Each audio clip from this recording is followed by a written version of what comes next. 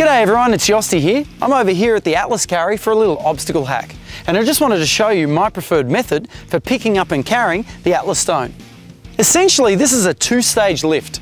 This takes the ball from the ground, places it on the thighs, and then from the thighs, we wrap it up and drive it onto the shoulder.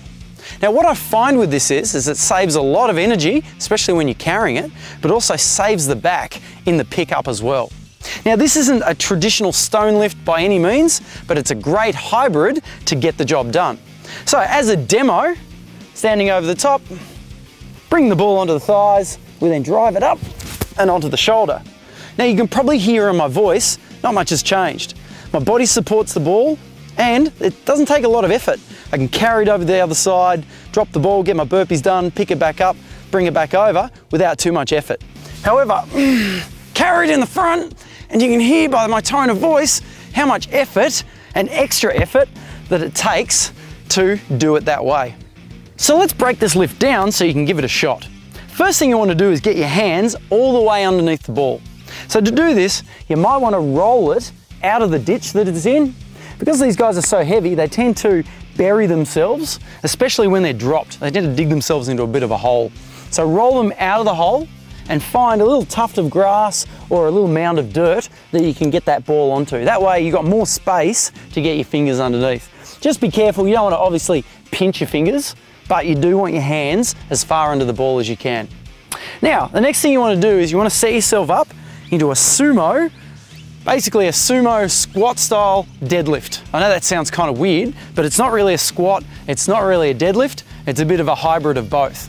So, to illustrate what I'm talking about, we place our hands underneath the ball and we get our arms straight, and you can see straight away that the relationship of my hip to knee is about the same, or my hips are probably just a little bit lower, but a traditional deadlift, our hips sit above the knee. This way we're going to use more quad and more of the legs to lift, as well as I get to keep my back nice and straight and my chest up as I do so. So, hands all the way underneath the ball, arms straight, shoulders back, take a big breath in, drive with the legs and onto the thighs. In this position, it's pretty relaxed. There's not a lot of stress because the ball is supported by the legs. That way you can take a breath and get ready for the next phase. Now to take the ball up and onto the shoulder, we want to use the power and drive from the hip, and then we want to roll it up the body. So wrap it in tight, position it high-ish on the chest, big breath in, drive with the hip and up and roll.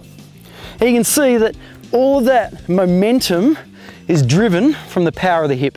Then all I do is I roll the ball up the body and onto the shoulder. And I can talk quite freely here. So once again, once the ball's up here, it's supported and it doesn't require a lot of energy. So let's see this one more time. Bring the ball down and onto the thighs, wrap it up tight, power of the hip, drive and roll.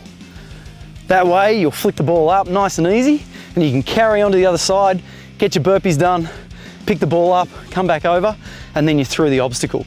But really, you're going to be surprised at one, how much this saves your back, but two, how much energy you'll actually save.